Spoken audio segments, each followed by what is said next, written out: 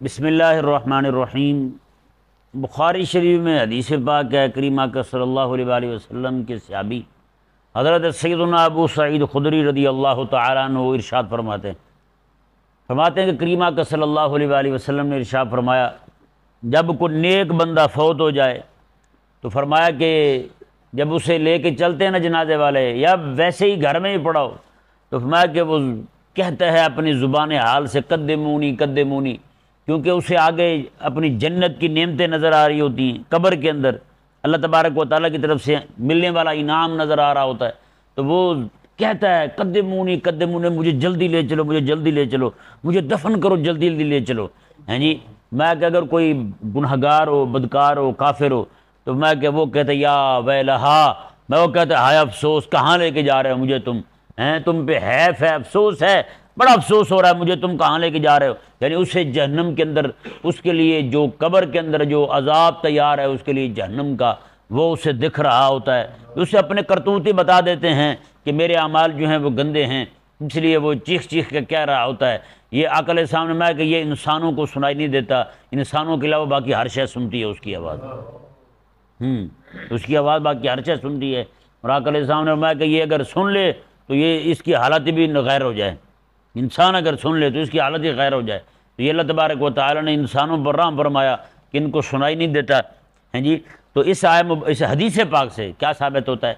میت کو جلدی دفن کرنا چاہیے، نیک ہو چاہے برا ہو، نیک ہو چاہے برا ہو، نیک ہو تو بھی جلدی دفن کیا جائے، برا ہو تو بھی جلدی دفن کیا جائے، تاکہ نیک ہو تو اپنے انعام تک پہنچ جائے، اگر گناہگار ہو، فاسق فاجر ہو، یعنی کہ کافر ہو، مشرک ہو، پلید ہو، تو تاکہ جلدی جلدی جان چھوڑے ہیں، اس کی وجہ سے کہیں یہ نہ ہو کہ پچھلے بھی عذاب میں مبتلا ہو جائیں، تاکہ جو اس کا انجام ہے اسی تک پہنچ جائے۔ اب اس حدیث پاک سے واضح کیا ہوا؟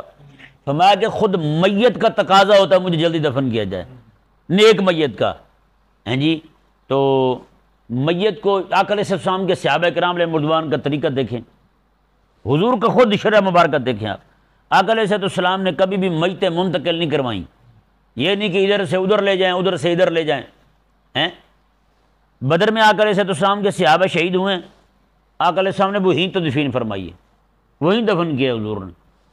احد میں آقا علیہ السلام کے صحابہ شہید ہوئے، اب بتائیں جی احد مدینے سے کتنا دور تھا؟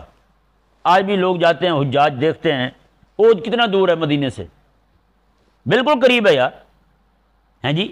پیدل بندہ 15 سے 20 منٹ میں پہنچ جاتا ہے، حاجی صاحب ہے یا نہیں؟ 15 سے 20 منٹ میں پہنچ جاتا ہے۔ جنت البقیع جب یہاں موجود ہے، جس کے بارے میں حضور خود ارشاد فرماتے ہیں کہ سب سے پہلے میری قبر کھلے گی، ہیں جی، میں باہر آؤں گا، پھر ابو بکر اور عمر آئیں گے، میں کہ پھر ہم بقیع والوں کے پاس جائیں گے، ہیں جی۔ بقیع کی اتنی عظمت اور شان اور فضیلت تھی، آقا علیہ السلام نے احد والوں کو وہاں منتقل کیوں نہیں کیا؟ وہاں شہید ہوئے، وہیں دفن کر دیا۔ یہ نہیں کہ وہاں سے گھر لائیں ان کو، جیسے ہمارے ہاں رسومات ہوتی ہیں، پہلے گھر ضرور لانا ہے جی۔ اب آقا علیہ السلام نے تو یہ نہیں کیا کہ ان کو اٹھا کر کے گھر لائیں مدینے میں، وہیں شہید ہوئے، وہیں دفن کر دیا آقا علیہ السلام نے۔ سوچ رہے ہیں نا آپ اس بات کو؟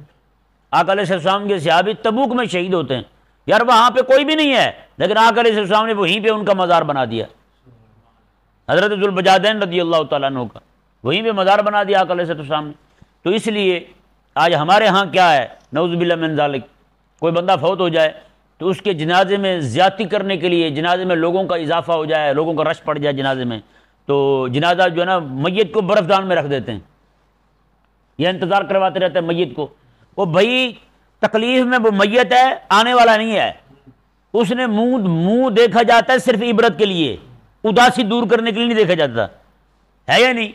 عبرت کے لیے منہ دیکھا جاتا ہے کہ یار دیکھے تو اس سے بھی عبرت ہو، یار آج یہ جو بندہ اتنا بڑا، یعنی کہ بڑا مضبوط اعصاب کا مالک تھا، آج یہ نہیں رہا، اس کی جو ہے نا وہ سانس ختم ہو گئی ہے، تو میری بھی ختم ہونی ہے۔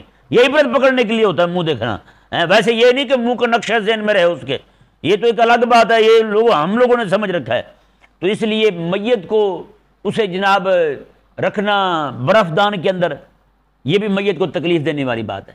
میت کو برف دان میں نہ بھی رکھا جائے، ویسے رکھ دیا جائے اسے، صرف اس لیے کہ جناب یہ لوگوں کا رش پڑ جائے، یہ بھی درست نہیں ہے بھائی، یہ سخت مکروہ ہے، میت کو تکلیف دینا، اسے جناب برف دان میں رکھ دینا اس طرح کر کے، ہیں جی۔